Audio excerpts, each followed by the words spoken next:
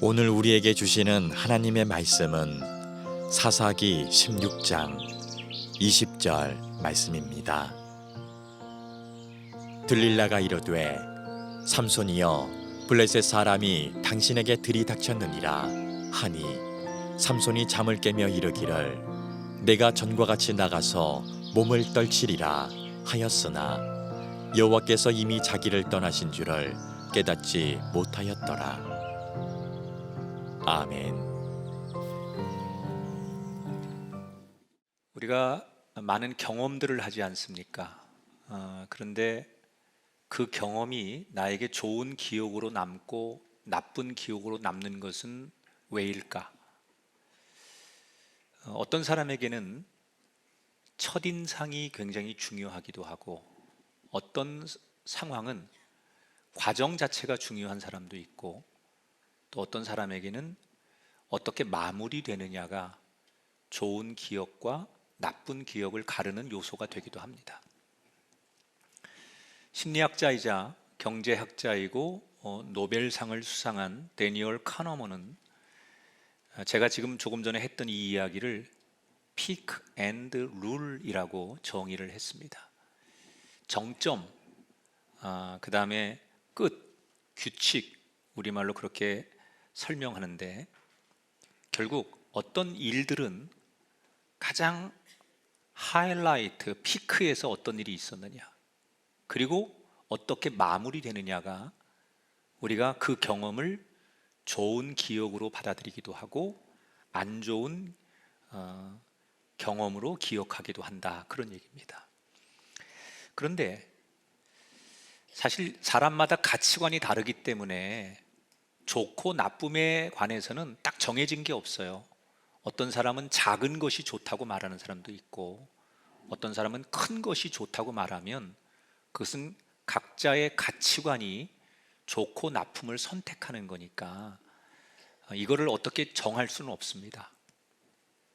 그러나 인생이라는 게 어떻게 마무리되느냐, 그 과정 속에서 어떻게 마무리되느냐, 이것을 우리가 노력할 필요가 있는데 오늘 저는 성경의 삼손이라는 사람의 이야기를 통해서 우리 인생이 어떤 일을 만날 때마다 시작부터 정점에 그 문제든 일이 존재하고 어떻게든지 마무리를 해야 되는데 이것을 어떻게 하나님 앞에 우리가 아름답게 이루어 갈 것이냐, 이 이야기를 오늘 영적으로 한번 고민도 하고 또 붙들고 씨름하는 시간을 가져보도록 하겠습니다.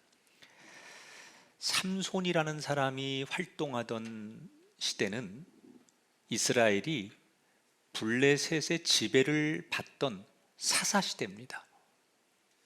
성경에 보면 수태고지를 받고 태어난 사람이 몇 명 안 되는데 그 중에 한 사람이 삼손입니다. 그러니까 이미 뱃속에서부터 하나님께서 넌 이스라엘을 구원할 사람으로 내가 택해서 너를 사용할 것이다, 이렇게 하나님의 기대와 약속을 받고 태어난 사람이 삼손이에요. 이 삼손이라는 인물을 오늘 성경은 어디서부터 시작하느냐, 삼손이 소렉 골짜기에 사는 한 여인을 사랑하게 됩니다. 그녀의 이름은 들릴라예요. 이름의 뜻은 유혹하다, 그런 뜻입니다. 어찌 보면 그녀는 뱀보다 사자보다 훨씬 위험한 여인이라는 것을 이미 성경은 이름을 통해서 예고하고 있습니다. 자, 삼손이 그런 여자를 사랑하는데 블레셋 사람들이 이 상황을 놓치지 않고 은밀하게 들릴라를 찾아옵니다. 그리고 제안을 합니다.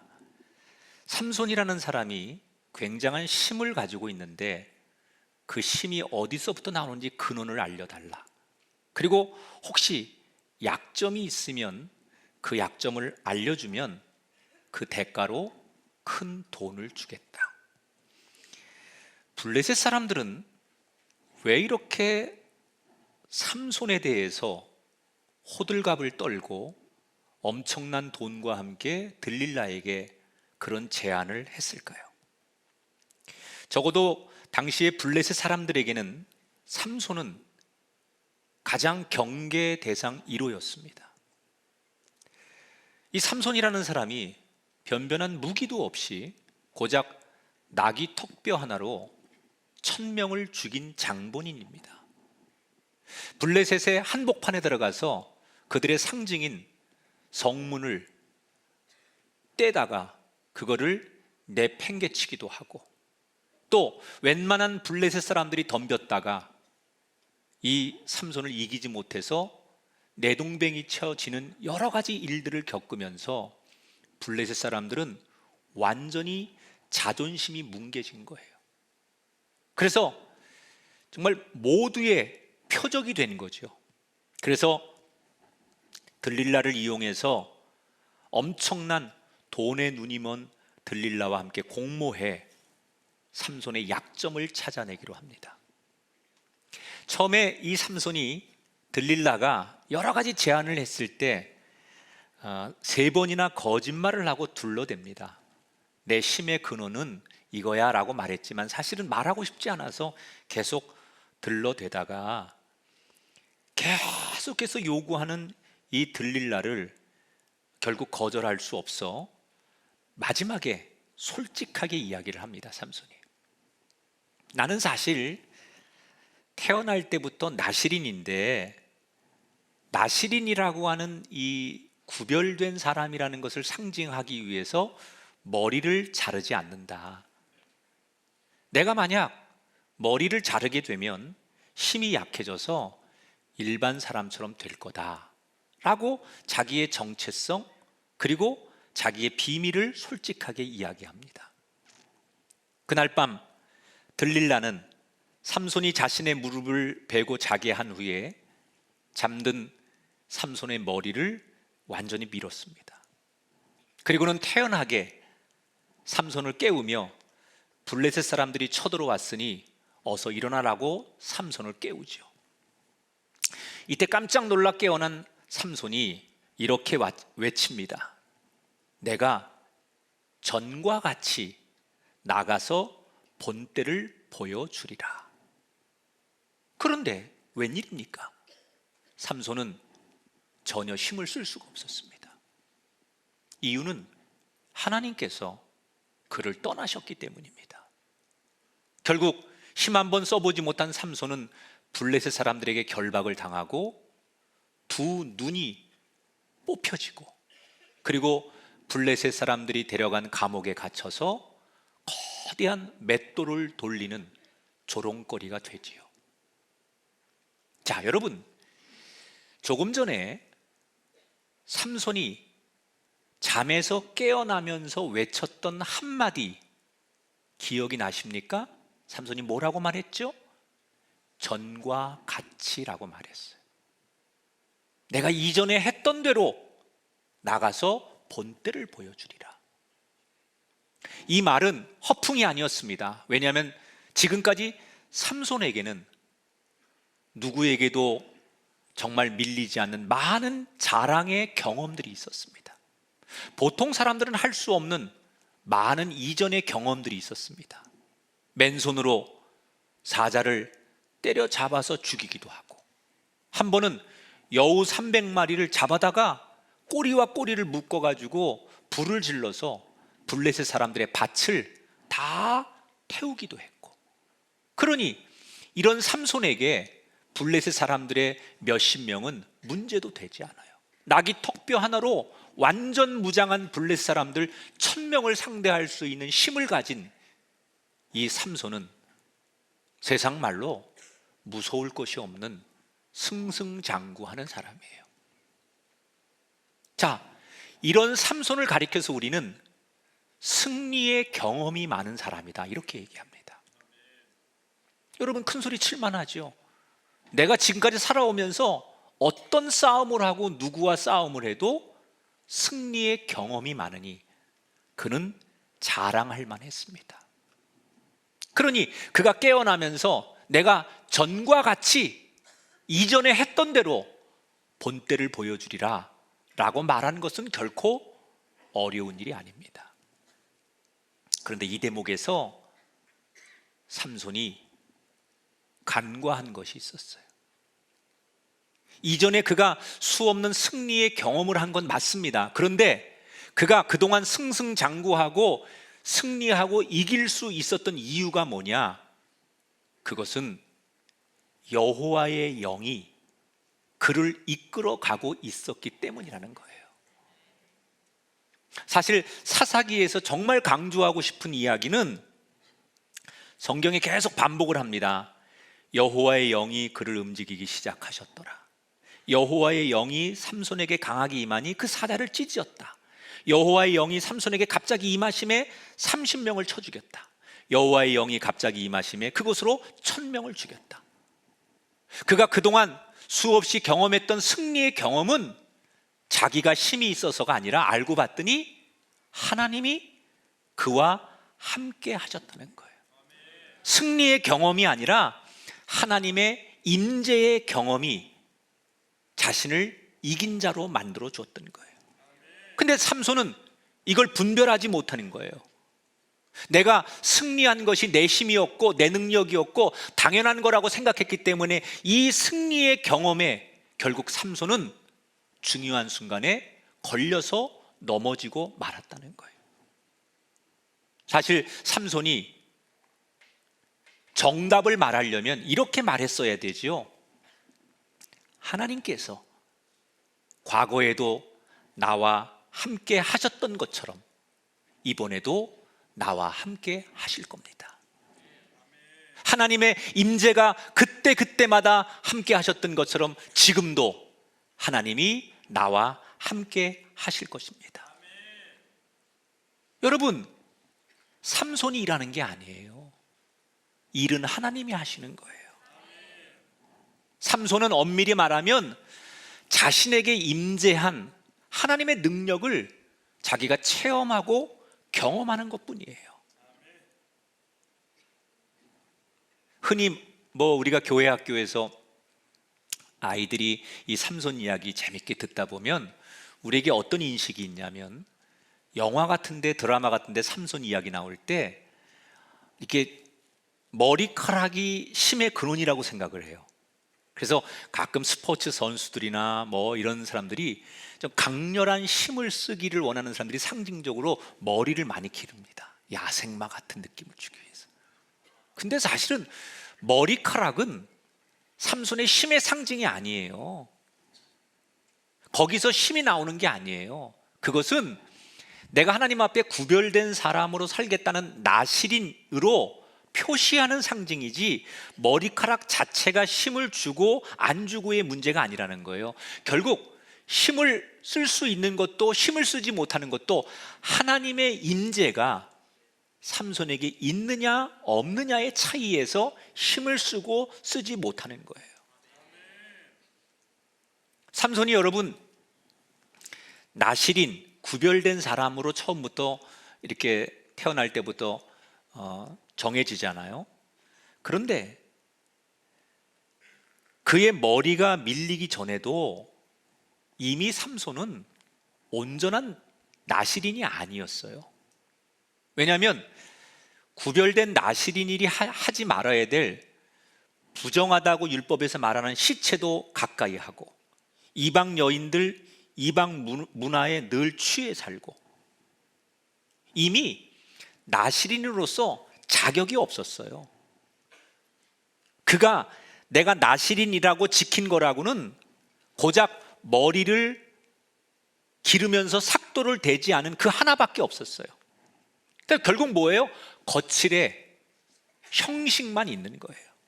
이미 그의 중심, 그의 마음은 하나님을 멀리 떠나 있었어요. 그런 삼손을 하나님이 버리지 않고 그런 삼손을 붙잡고 계셨던 거죠. 그러니까 사실은 삼손이 하나님을 붙잡은 게 아니라 별 볼 일 없는 이미 나실인으로서 자격 없는 삼손을 하나님이 붙잡고 계셨던 거예요. 왜 그런 삼손을 하나님은 붙잡고 계셨을까요? 하나님이 먼저 약속하셨거든요. 수태고지 했다고 그랬잖아요. 내가 너를 들어서 이 민족을 구원하는 데 쓰리라. 하나님께서 약속하셨기 때문에 하나님은 이미 나시린으로서 자격 없는 형식만 남아있는 삼손을 알면서도 여전히 붙들고 있었다는 거예요. 그 붙들고 계신 하나님의 진짜 마음은 뭐예요? 지금이라도 삼손이 사명과 하나님의 기대에 돌아오기를 기다리고 계셨다는 거예요. 그런데 삼손은 착각하는 거죠. 내가 잘해서 과거에 이겼던 것처럼 지금도 이길 수 있다고 생각하고 내 힘의 능력이 세상 무서울 것이 없다고 생각을 한 거예요. 그런데 그 마지막 남은 그 정말 아주 가느다란 나시린으로서 딱 하나 형식적으로 가지고 있는 머리털까지도, 그 정체성까지도 들릴라에게 팔아버렸어요. 더 이상 하나님이 그를 붙들 명분조차도 사라지게 만들어 하나님의 영이 그를 떠나게 됐고 그는 완전히 몰락한 인생이 된 거예요. 여러분, 이 삼손이 무너지는 것은 다른 게 아니에요. 적들 때문이 아니에요. 이미 자기가 경험한 수없는 승리의 경험이 자기를 넘어뜨리는 거예요. 대개 우리 주변에 보면 삼손 신화에 자신의 인생이 불행해지는 사람들이 많습니다. 삼손 신화라는 것은 내가 내 힘으로, 내 능력으로 성공을 하거나 또는 어떤 성과를 이루고 목표를 이루고 경쟁에서 이기는 수없는 경험들, 우리가 젊을 때 또는 어떤 일을 도전했을 때 내가 그것을 성취하고 성공하고 또는 목표를 이루고 경쟁에서 이긴 이 수없는 경험들이 내가 유능하고 내가 노력하고 내가 잘나서 된 거라고 믿고 사는 사람들은 바로 삼손 신화에 빠진 사람들이에요. 여러분, 삼손이 지금 제가 얘기하는 대로 하나님의 능력을 빌려다 쓴 것이지 자기 힘으로 그동안 엄청난 역사를 만들어낸 게 아니잖아요. 엄밀히 말하면 삼손의 신화에 빠지면 안 되는 사람이고, 이 삼손이 정말 위대해지려면 하나님의 신화를 노래하는 사람이 돼야 돼요. 하나님이 하셨습니다. 하나님께서 나와 함께 하셨기 때문에 나같이 부족한 사람이, 나같이 별 볼 일 없는 사람이 여기까지 올 수 있게 되었습니다. 오늘 우리는 우리가 살아온 인생의 수없는 경험들, 내가 잘되고 형통하고 성공한 그 경험이 지금의 나를 무너뜨리지 않기 위해서는 하나님의 신화를 노래하는 사람이 돼야 돼요. 내가 그동안 이렇게 잘 살고, 내가 그동안 이렇게 누려올 수 있었고, 내가 그동안 성공할 수 있었고, 내가 이렇게 그동안 이룬 것들이 많은 사람은 특별히 하나님께서 나와 함께 하셨고, 하나님이 내게 능력을 주셨고, 하나님께서 내게 은혜를 주셨기 때문에 내가 그 일을 감당할 수 있었습니다. 우리 주변에 보면 정말 예전에도 잘 됐는데 여전히 지금도 잘 되는 사람들, 그런 사람들의 공통점이 있어요. 이 사람들은 항상 잘 될 때마다 내가 잘해서 잘 된 게 아니라, 내가 이렇게 잘 되는 것은 하나님이 내게 능력을 주셨기 때문이다. 하나님의 능력을 내가 빌려다 쓰고 하나님께서 그 능력을 나에게 주셨기 때문에, 하나님의 능력이 내게 왔기 때문에 내가 그 힘으로 승승장구할 수 있었다. 이걸 예전이나 지금이나 똑같이 고백하는 사람들. 이런 사람들의 삶의 태도는 이런 거예요. 내가 어떤 일을 이루고 대단한 성과를 거두고 성공을 해서 남들이 다 부러워하는데, 여전히 이 사람은 이런 능력과 이런 은혜를 체험한 이후에 하나님, 아닙니다. 나는 아무것도 아닙니다.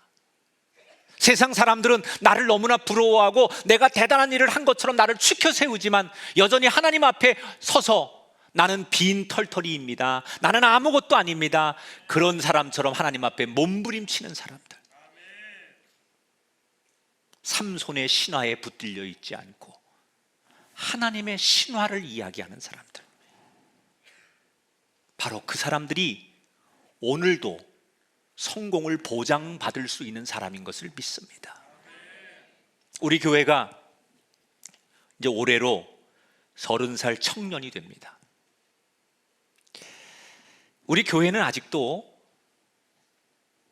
개척 멤버들이 많이 계십니다. 제가 처음 본호동에서 교회를 개척할 때 그때부터 개척교회에서 때부터 지금까지 동고동락한 분들이죠. 사실 그분들과 가끔 만나서 우리가 개척교회하고 어려울 때 막 힘들게 열심히 할 때 그때 이야기를 하면 모든 교인들이 그때 정말 대단했죠. 하나님이 강력하게 우리 교회 역사해서 그 조그만 개척교회가 이런 엄청난 일들을 많이 했었죠. 그리고 그때 이야기를 하면 밤이 새는 줄 모르고 이야기를 해요. 참 우리 교회가 그동안 30년 동안 많은 승리의 경험들을 하나님이 허락해 주셨어요. 그러니까 그분들이 사실은 존재하기 때문에 지금의 꿈의 교회가 있는 거죠. 그런데 제가 이분들에게 정말 감사한 것은 이분들이 개척 멤버 가운데 스스로 내가 개국공신인데 이렇게 자기를 드러내는 사람이 없다는 거예요. 저는 그런 분들을 보면 너무나 존경스러운 거예요. 내가 교회를 건축할 때 또는 이 교회가 성장할 때 내가 개국공신으로 이런 헌신도 하고 이렇게 했는데 섭섭합니다. 이러고 나서면 할 말이 없는 거거든요. 그런데 그런 분들이 한 분도 없어요. 오히려 무슨 일을 하려고 하면 이번에도 목사님이 기도하신 대로 하십시오. 하나님이 그때처럼 우리 교회와 또 함께 하실 겁니다. 그런 고백을 하시는 그런 정말 개척교회 때부터 함께 하셨던 분들의 이야기를 들으면 제가 정말 그분들에 대해서 고개가 절로 숙여지는 거예요. 여러분, 저는 기도의 제목이 있어요. 우리 교회가 그동안 정말 많은 하나님의 임재의 경험을 한 교회예요. 우리의 신앙은, 우리의 삶을 돌아보면 우리는 지금까지 하나님의 임재의 경험을 너무 많이 한 사람들이에요. 이걸 절대로 잊어버리지 않기를 축복합니다. 우리의 승리의 경험, 사람들이 부러워하고 언론에 소개되고 이런 승리의 경험에 도취되는 것이 아니라 순간순간 우리와 함께 하신 하나님의 임재의 경험을 우리의 자랑으로 고백하고 우리 인생의 스토리의 피크, 정점으로 기억하는 사람이 되기를 주의 이름으로 축원합니다. 오늘 성경에 보면 삼손이 두 눈이 뽑히는 순간까지 어쩌면 하나님의 이름을 한 번도 부르지 않아요. 그동안 하나님은 신실하게 늘 삼손에게 약속한 것을 이루시고 삼손을 떠나지 않고 삼손을 이끌어 오셨는데 삼손은 한 번도 하나님의 이름을 부르지 않아요. 그건 뭘 말하는 거예요? 승리의 경험에 도취되어서 삼손 신화의 스스로 주인공이 되어서 하나님의 임재의 경험을 잊어버린 거예요. 여러분, 삼손 신화에 물든 사람은 교만해질 수밖에 없어요. 내가 이만큼 강해, 내가 이만큼 능력이 있어, 내가 이전에 이긴 사람이야. 이 신화로 사는 사람은 여전히 자신감이 있을지 모르지만, 남 앞에 자랑할 거리 있을지 모르지만 그의 인생은 반드시 교만해질 수밖에 없어요. 그런데 하나님의 임재의 경험을 기억하는 사람은 항상 승리하고도 성공하고도 겸손해질 수밖에 없어요. 여러분, 우리 교회, 우리들의 가정, 저와 여러분의 인생이 항상 하나님의 임재 가운데 머물도록 기도하고 그것을 잊지 않고 기도하는 인생들이 되기를 주의 이름으로 축원합니다. 자, 그러면 승리 경험에 걸려서 넘어진 삼손은 그 뒤에 어떻게 되었을까요? 오늘 성경에 보니 삼손이 잡혔다는 소식이 전해지자 블레셋 전역이 들끓기 시작했어요. 마치 무슨 전쟁에서 승리한 그런 승전보를 들은 것처럼 블레셋 사람들은 흥분과 열광의 도가니로 소리치기 시작합니다. 드디어 우리의 신이 이겼다. 그동안 우리를 농락하고 자존심에 상처를 주었던 저 삼손을 우리의 신이 도와서 무릎 꿇게 했다. 그러면서 이 블레셋 사람들이 자신들이 섬기는 다곤 신전에 모여서 우리의 다곤 신이 삼손을 이기게 하고 무릎 꿇게 했으니 우리 다곤 신에게 제사를 드리자. 그리고 그때부터 이 다곤 신전에 블레셋 사람들이 모여서 광란의 파티를 벌이기 시작하는 거예요. 이때 누군가 소리칩니다. 우리를 조롱했던 삼손을 끌고 나와라. 그리고 우리가 우리의 신 앞에 저를 조롱하자. 끌려 나온 삼손은 이미 두 눈이 뽑혔기에 아무것도 볼 수 없고, 무력한 삼손은 사람들 앞에서 억지로 재롱을 부려야 했고 잔인하게 학대를 당하게 됩니다. 역사문헌에 보면 이 당시 다곤 신전에 모인 블레셋의 지도자들이 3,000명이 넘었대요. 그들은 정말 자신들이 할 수 있는 모든 것을 다해서 삼손을 조롱하기 시작해요. 꼭두가시가 된 삼손은 자존심이 상하고 마음 상처를 받고 지칠 대로 지쳤지만 아무것도 할 능력이 없는 거예요. 정말 무력한 사람이죠. 어떤 것도 할 수 없는 최악의 밑바닥의 상황. 그런데 그렇게 조롱하고 자신은 아무것도 할 수 없는 그 순간 삼손의 마음속에 처음으로 하나님께 기도해야 되겠다, 이 생각이 들기 시작하는 거예요. 여러분, 우리가 인생을 살면서 삼손처럼 우리 인생이 깜깜한 상황, 빛 하나 들어오지 않는 절망의 상황, 누구한테 기대고 비벼도 빛 하나 들어올 수 없는 너무 극한의 절망적인 상황이 있을 때, 그때 문득 여러분 마음속에 나 혼자 철저하게 고립되어 있는 상황에서 문득 하나님이 생각나거나, 내가 더 이상 아무것도 할 수 없는 이 최악의 상황에서 기도해야 되겠다라고 생각한다면 그 순간은 하나님이 여러분을 찾아오신 거예요. 블레셋 감옥의 가장 비참한 그 순간에, 가장 낮아지고 무력한 그 순간에 하나님이 다시 삼손을 찾아오셨던 것처럼 저와 여러분의 인생에 아무것도 할 수 없을 때, 누구도 의지할 수 없을 때, 가장 절망적인 상황일 때 하나님 앞에 기도해야 되겠다라는 마음이 든다면 그것은 여러분의 생각이 아니라 하나님이 인생의 가장 밑바닥에 있는 여러분을 찾아오신 거예요. 그때를 놓치지 마십시오. 이렇게는 안 되겠다. 하나님 앞에 기도해야 되겠다. 하나님 앞에 돌아가야 되겠다. 이 생각이 문득 여러분 마음속에 든다면 그 순간이 하나님이 여러분을 찾아오신 거예요. 그 다곤 신전을 지탱하는 기둥을 붙들고 삼손이 울부짖기 시작합니다. 하나님, 나를 기억해 주세요. 하나님, 내가 잘못했어요. 그러면서 이 삼손이 부르짖는 기도가 한마디가 있었어요. 하나님, 이번만, 하나님 한 번만 나를 강하게 하셔서 원수를 이기게 하옵소서. 하나님, 딱 한 번만, 하나님 이번만 나를 도우셔서 원수를 갚게 해 주옵소서.